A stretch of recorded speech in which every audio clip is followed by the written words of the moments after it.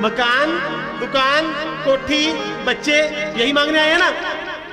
और ये सब कुछ हम यहीं पर छोड़ के जाएंगे, है ना। तो इसका मतलब हम क्या हुए? क्या हुए जी? बेवकूफ या पागल? क्या हुए? ये सब दुनिया पागल, टोटल का टोटल पागल। आप ये मत सोचना कि मेरे बिना, मैं भी बीच में ही। आप कभी सोचना मैंने अपने आप को छोड़ दिया बीच में, मैंने बीच में मेरे को लगा सबसे पहले। सबके सब पागल,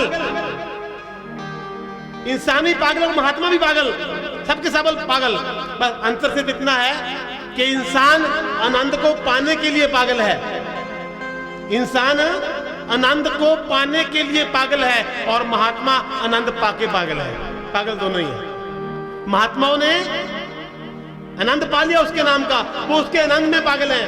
हम आनंद को ढूंढने में पागल हो रहे हैं। सब दौड़ रहे हैं। हर वायु, इंसान भीतर से बाहर से दौड़ रहा है। ये दुनिया पागल खाना है, ये दुनिया पागल खाना है। यहां पागल आते जाते हैं। ये दुनिया पागल खाना है, यहां पागल आते जाते हैं। कोई पागल दौलत शोहरत का, और कोई पागल है नर नारी का, पर असली पागल वो यारो जो पागल बांके बिहारी का।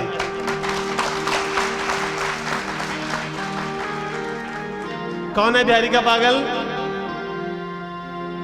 कौन है जी?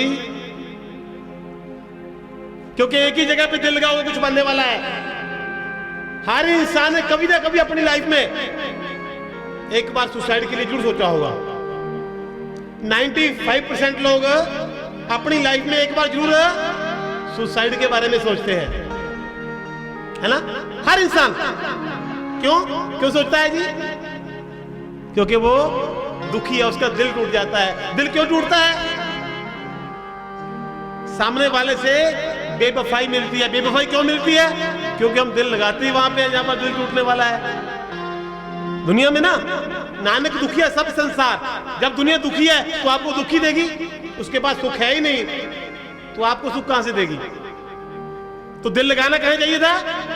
बिहारी जी के साथ, अपने पीरो मुर्शिद के साथ। अगर दिल उस परमात्मा रूपी शक्ति से लगाया होता तो आज बेवफाई नहीं होती।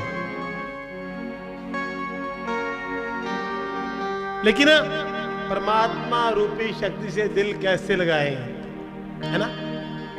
क्योंकि जब भी हम ध्यान में बैठते हैं तो क्या होता है? जैसे ही ध्यान में बैठे तो मन कहां चला जाता है जी? बोलो यार, आप मेरे को ना कोई संत महात्मा मत समझो, अपना पारिवारिक मेंबर समझ के बात किया करो मेरे से। आपका पारिवारिक मेंबर, मैं ऊंचा बैठा हूं, आप नीचे बैठे हो। जो ऊपर बैठता है वो चौकी पे बैठा है, चौकीदार है। आप जमीन पे बैठे हो, जमींदार है। बड़ा कौन हुआ? चौकीदार से जमींदार। मैं चौकी पे बैठा हूं, चौकीदार हूं। आप जमीन पर बैठे हो, जमींदार हो। बड़ा कौन हुआ? चौकीदार है, जमींदार जी। बोलो यार, कौन बड़ा हुआ है? तो आप बड़े हो यार, बड़े हो ना, बड़े हो ना। तो क्यों मेरे जब भी बात करनी है तो पारिवारिक, जैसे हम अपने परिवार वालों से बात करते हैं। अब बताओ, जब हम भगवान के ध्यान में बैठते हैं, परमात्मा के ध्यान में बैठते हैं, तो क्या होता है? मन कहां चला जाता है? उसी टाइम संसारिक वस्तुओं की ओर। ध्यान पे बैठे, मन निकल लिया उसी वक्त, तो मन को लगाए कैसे? बहुत कोशिश करते हैं, पर ये नहीं कोशिश नहीं करते। सुबह बैठते हैं लेकिन मन नहीं लग पाता। मुश्किल है लेकिन नामुमकिन नहीं है। मुश्किल है लेकिन नामुमकिन नहीं है। आप में से कुछ लोगों को साइकिल चलाना आता है भाई? किसी को साइकिल चलाना, एक बार हाथ खड़ा करना। एक दो, बहुत को साइकिल चलाना आता है। तो जब हम साइकिल चलाते हैं, 1 घंटा 1.5 घंटा साइकिल चलाते हैं, पैडल घुमाना पड़ता है उसका, है ना, तो शरीर का जोर लगता है ना। जब पैडल घुमाते हैं तो शरीर का काफी जोर लगता है। 1 घंटा चलाने के बाद इंसान को थकान होती है, थक जाता है वो। लेकिन आपने कभी देखा हो कि सड़क के ऊपर ट्रैक्टर चला जा रहा है? ट्रैक्टर समझते हो सब लोग? ट्रैक्टर चला जा रहा है तो कुछ लोग साइकिल चलाते चलाते एक हाथ साइकिल को दूसरा हाथ, होता है ऐसा। लेकिन प्लीज डोंट ट्राई, ये करना नहीं, बता रहा हूं सिर्फ। एक हाथ साइकिल को और दूसरा ट्रैक्टर को डाल दिया तो क्या होता है? जोर नहीं लग रहा, नहीं लगता, जोर भी नहीं लग रहा और हम अपनी मंजिल की तरफ भी बढ़े जा रहे हैं। मंजिल की तरफ जा रहे हैं ना, लेकिन जोर भी नहीं लग रहा। बिना जोर लगे हम मंजिल पर पहुंच जाएंगे, सिर्फ एक ट्रैक्टर का पार्ट पकड़ने से। इसी प्रकार भगवान के पास पहुंचना है तो किसी संत रूपी या अपने गुरु के चरण पकड़ लो। जिस प्रकार ट्रैक्टर में बिना जोर लगाए मंजिल तक पहुंचा देंगे, उसी प्रकार गुरु या संत जब उसके चरण पकड़ लिए तो बिना मुश्किल से, बिना जोर लगाए हमें प्रभु कृपा तक पहुंचा देंगे। लेकिन अब क्या हो रहा है? आज का शिष्य पता क्या चाहता है? आज का शिष्य चाहता है भी जैसा मैं चाहता हूं गुरु वैसे हो, गुरु वैसे करे, जो मेरी इच्छा है गुरु जी उसी प्रकार मेरे को आदेश दें। ये नहीं कि गुरु जी जो चाहते हैं वो मैं करूं, जो मैं चाहता हूं गुरु जी वैसा करें। देखा नहीं आपने, बच्चे स्कूल में पढ़ते हैं तो बच्चे कैसे बात करते हैं कि यार वो ना साइंस वाली टीचर नहीं, साइंस वाली टीचर बड़ी बोरिंग है यार, बहुत बोरिंग है, दिमाग खराब कर रखा है उसने, कहते हैं ना बच्चे से। और वो मैथ वाला, और मैथ वाला टीचर तो पूछो मत, उसने तो दिमाग का दही बना दिया। करते हैं ऐसे जी? हाँ जी, पढ़ने वाला बैठा है कोई, करते हैं ऐसे। जब हम बचपन से ही टीचर रूपी गुरु को इस प्रकार की भाषा बोलेंगे तो आने वाले समय में आध्यात्मिक गुरु की कैसे इज्जत कर पाएंगे? जरा सोचिए एक बार। चाहते हैं ना हम लोग कि जैसा मैं चाहता हूं गुरु जी वैसा करें,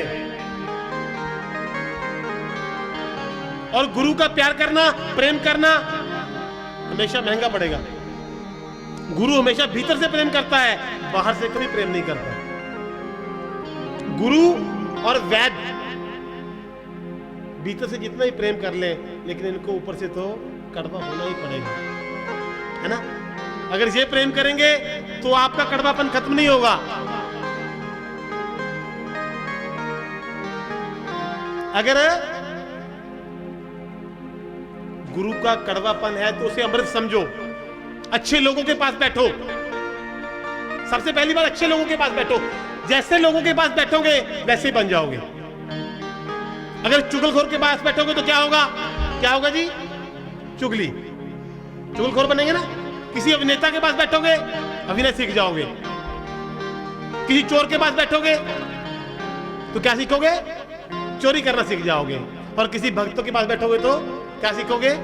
भक्ति सीख जाओगे। अभी आपको निर्देश ने बताया कि ये प्रोग्राम आप जो भी यहाँ पर सुन रहे हैं, प्रवचन सुन रहे हैं, ये प्रतिदिन आप टीवी पर भी देख सकते हो। देख सकते थे ना, लेकिन फिर भी आप यहाँ पर आए। टीवी पर बड़े अच्छे सुन सकते थे, लेकिन टीवी पर सुन के आप सिर्फ एक चीज से वंचित रह जाते। वो क्या है?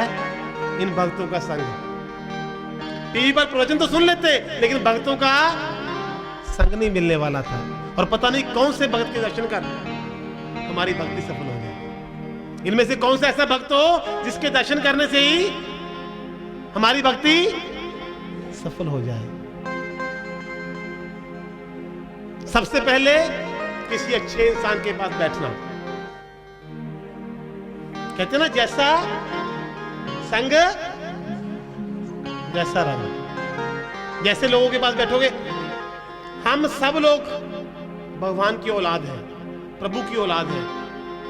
लोग, आपको पता होगा, शायद कुछ लोगों को ना पता हो कि हम लोग सनातन धर्म से जुड़े हुए हैं और हमारी पूर्वजों में से हम मनु ऋषि की औलाद हैं।